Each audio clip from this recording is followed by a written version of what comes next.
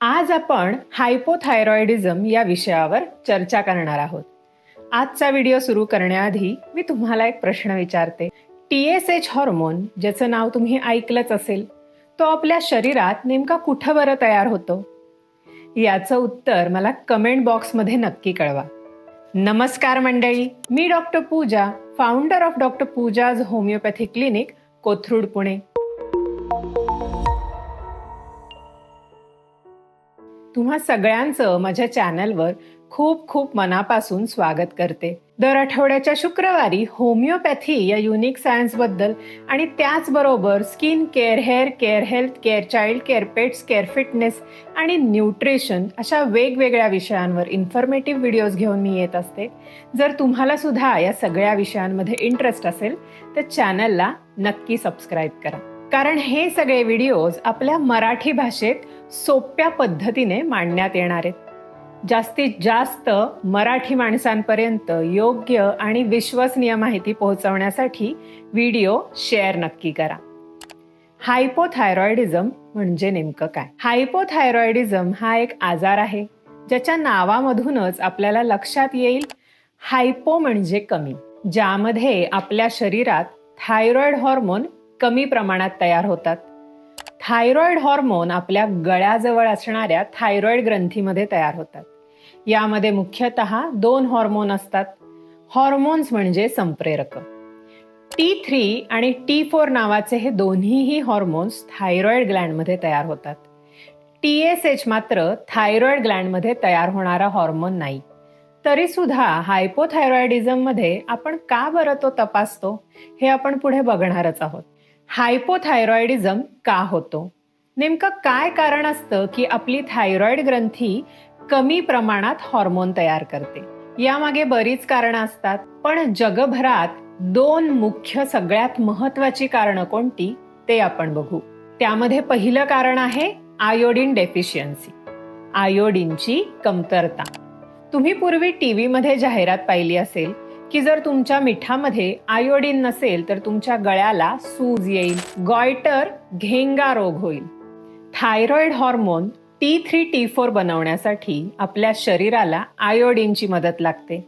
त्यामुळे जेव्हा शरीरात आयोडीनची कमतरता होते तेव्हा थायरॉइड हॉर्मोन बनायचं प्रमाण हे कमी होतं, ज्यामुळे थायरॉइड ग्लँड आपला आकार वाढवते. जास्तीत जास्त हॉर्मोन बनवणं शरीराला शक्य व्हावं यासाठी, म्हणून गळ्याला सूज येते. हे एक कारण आहे हायपोथायरॉइडिझम होण्यामागे. दुसरं मुख्य कारण म्हणजे हाशिमोटोज थायरोडायटिस. ज्या भागांमध्ये आयोडीनची कमतरता नसते तिथे एक ऑटो इम्युन आजार, ज्याला हाशिमोटोज थायरोडायटिस असं म्हणतात, ज्यामध्ये आपली स्वतःची रोगप्रतिकार शक्ती आपल्याच थायरॉइड ग्रंथीला नष्ट करायला सुरुवात करते, ज्यामुळे T3, T4 बनायचं प्रमाण सुद्धा कमी होतं आणि हायपोथायरॉइडिझम होतं.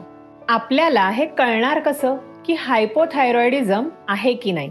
इथे एक गोष्ट समजून घेणं खूप गरजेचं आहे की हायपोथायरॉइडिझम जेव्हा होतो तेव्हा ती गोष्ट आपल्या लगेच लक्षात येत नाही. याचं जे क्लिनिकल पिक्चर असतं, जी लक्षणं असतात, ती खूप हलकी, सौम्य प्रकारची असतात आणि ते बरेच दिवस सुरू राहतं.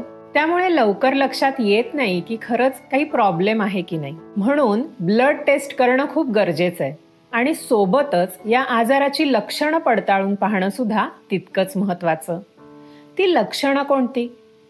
थायरॉइड हॉर्मोन आपलं मेटाबॉलिझम कंट्रोल करणारा एक खूप महत्वाचा हॉर्मोन आहे.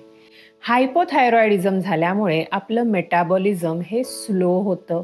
ज्यांना हायपोथायरॉइडिझम असतो ते पेशंट नेहमी असं पिक्चर घेऊन येतात की मला कायम थकवा जाणवतो, वीकनेस असतो, कामात मन लागत नाही, आळस आल्यासारखं वाटतं, जेवण नीट जात नाही, पण वजन मात्र भरपूर वाढतंय, मेमरी वीक वाटते, ब्रेन फॉग जाणवतो, मूड कायम लो असतो, विचारांमध्ये क्लॅरिटी नसते, डिप्रेशन जाणवतं, हात, पाय, पाठ दुखते, पोट नीट साफ होत नाही, कॉन्स्टिपेशन असतं, पाळी वेळेवर येत नाही, अधूनमधून पायांना सूज येते, केस खूप विरळ झालेले असतात आणि भरपूर गळतात, गळ्याजवळ सूज येते.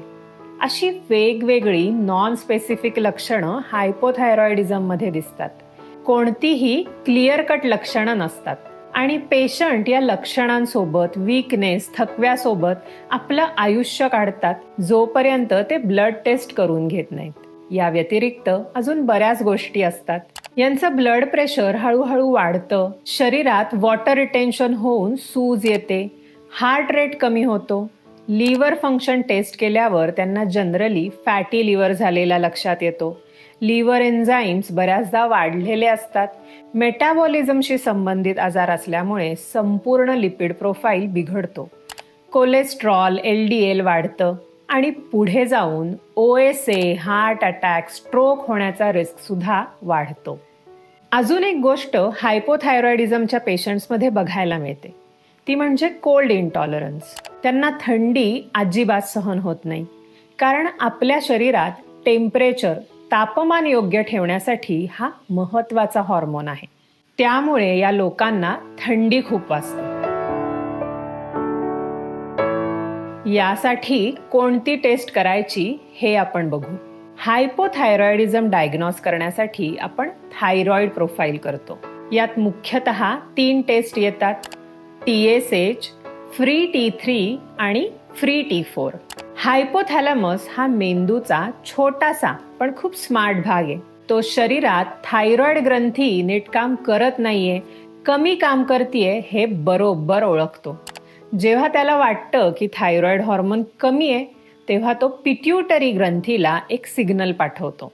पिट्यूटरी ग्लँडला मास्टर ग्लँड असं सुद्धा म्हणतात, कारण ती शरीरातल्या इतर ग्रंथींना नीट काम करण्याचे आदेश देत असते. हायपोथॅलॅमसमधून येणाऱ्या सिग्नलचं नाव आहे TRH, थायरोट्रॉपिन रिलीजिंग हॉर्मोन.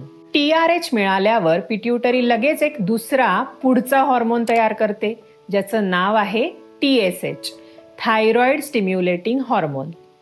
पिट्यूटरी पासून निघून TSH रक्तामधून पुढे थायरॉइड ग्लँडपर्यंत जातं आणि थायरॉइडला सांगतं, जागे व्हा, हॉर्मोन तयार करा. हायपोथॅलॅमस थायरॉइड कमी काम करतोय हे ओळखतं. कमी असेल तर TRH सोडतो. TRH पिट्यूटरी ग्लँडपर्यंत जातो. पिट्यूटरी TSH तयार करते आणि TSH थायरॉइड हॉर्मोन तयार करायला सांगतं. ही सायकल सतत सुरू असते, ज्यामुळे शरीराचं मेटाबॉलिझम, ऊर्जा आणि तापमान बॅलन्स राहतं. आणि जेव्हा थायरॉइड ग्लँड हॉर्मोन्स बनवणं कमी करते, तेव्हा आपल्याला हायपोथायरॉइडिझम होतं. मेंदू TSH हॉर्मोन बनवण्याचं प्रमाण वाढवतो आणि थायरॉइड ग्रंथीला जास्तीत जास्त सिग्नल पाठवतो की आळशीपणा करू नकोस, कामाला लाग आणि अजून थायरॉइड हॉर्मोन बनव. हेच कारण आहे की थायरॉइड प्रोफाईल केल्यानंतर रक्तामध्ये TSHचं प्रमाण हे वाढलेलं दिसतं. TSH जर वाढलेलं असेल तर हायपोथायरॉइडिझम होतो, कारण TSH थायरॉइड हॉर्मोन बनवण्यासाठी उठून कामाला लावणारा हॉर्मोन आहे. या व्यतिरिक्त आपण फ्री T3 आणि फ्री T4 करतो. यामध्ये फ्री महत्वाचे आहे. आपल्याला टोटल T3 T4 नाही करायचे, कारण टोटलमध्ये जास्त क्लिअर पिक्चर हे मिळत नाही. नेहमी फ्री T3 आणि फ्री T4 करायचं.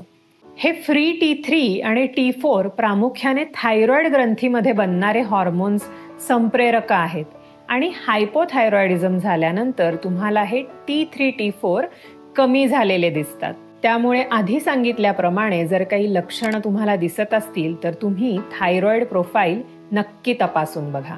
हाशिमोटोस थायरॉइडायटिससाठी ऑटो अँटीबॉडीजची टेस्ट केली जाते, ज्यामध्ये मुख्यतः अँटी TPO ऑटो अँटीबॉडीज येतात. ओव्हरऑल आपल्या ग्रोथसाठी आणि प्रेग्नन्सीमध्ये सुद्धा बाळाची वाढ व्यवस्थित होण्यासाठी हा खूप महत्त्वाचा हॉर्मोन आहे. प्रेग्नन्सीमध्ये जर हायपोथायरॉइडिझम झाला तर बाळाच्या मेंदूची वाढ ही थांबते. त्यामुळे प्रेग्नन्सीमध्ये थायरॉइडची तपासणी कंपल्सरी केलीच जाते. दुसरी गोष्ट म्हणजे प्रेग्नन्सीमध्ये थायरॉइड हॉर्मोनची डिमांड शरीरात वाढलेली असते. म्हणून TSH हॉर्मोनची जी नॉर्मल रेंज असते, जी आपण इतर लोकांमध्ये कन्सिडर करतो, ती आपण प्रेग्नंट महिलांमध्ये गृहीत धरत नाही. त्यांचा नॉर्मल कट ऑफ हा वेगळा असतो. म्हणून प्रेग्नन्सीमध्ये जो थायरॉइड प्रोफाईल केला जातो त्याचे रिझल्ट्स स्वतः वाचू किंवा अभ्यासू नका. त्यासाठी डॉक्टरांची भेट घेऊन डॉक्टरांच्या सल्ल्यानेच योग्य औषधांचा डोस हा निश्चित करा. 40 ते 50% जास्त प्रमाणात हा आजार स्त्रियांमध्ये बघायला मिळतो. पुरुषांमध्ये सुद्धा हायपोथायरॉइडिझम बऱ्याच प्रमाणात बघायला मिळतो. TSH हॉर्मोनची नॉर्मल रेंज 0.5 ते 5.5 इतकी असते. 5.5 पेक्षा थोडी जास्त लेवल असेल तरी फारसा प्रॉब्लेम होत नाही. पण जर 7, 8, 9, 10, 20 कधी कधी दुर्लक्ष केलं तर अगदी 100 पेक्षा पण जास्त ही लेवल जाऊ शकते. वेळोवेळी साधारण दर 2 ते 3 महिन्यांनी थायरॉइड प्रोफाईल मॉनिटर करणं खूप महत्वाचं आहे. सोबतच योग्य आहार, नियमित व्यायाम आणि स्ट्रेस मॅनेजमेंट करण्यासाठी योग, मेडिटेशन करणं ही त्रिसूत्री कायम पाळणं पण गरजेचं आहे. आयोडीनचं प्रमाण जास्त असणारे अन्नपदार्थ जसं की मिल्क प्रोडक्ट्स, दूध, दही, पनीर, मासे, अंडी, सी फूड यांचा आहारात समावेश करायचा.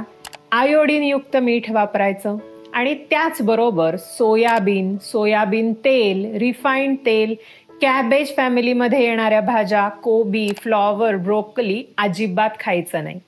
या गोष्टी खाणं कटाक्षाने टाळायचं. एक्सरेज थायरॉइड ग्लँड डॅमेज करतात. त्यामुळे जर कधी एक्सरे काढायची वेळ आली तर एक्सरे टेक्निशियन्स कडून आठवणीने थायरॉइड कॉलर मागून घ्या आणि वापरा. आता आपण वळूया महत्वाच्या टप्प्याकडे, याच्या ट्रीटमेंट पार्टकडे. ॲलोपॅथीमध्ये यासाठी अल्ट्रॉक्सिन, थायरोनॉम सारखी औषधं उपलब्ध आहेत.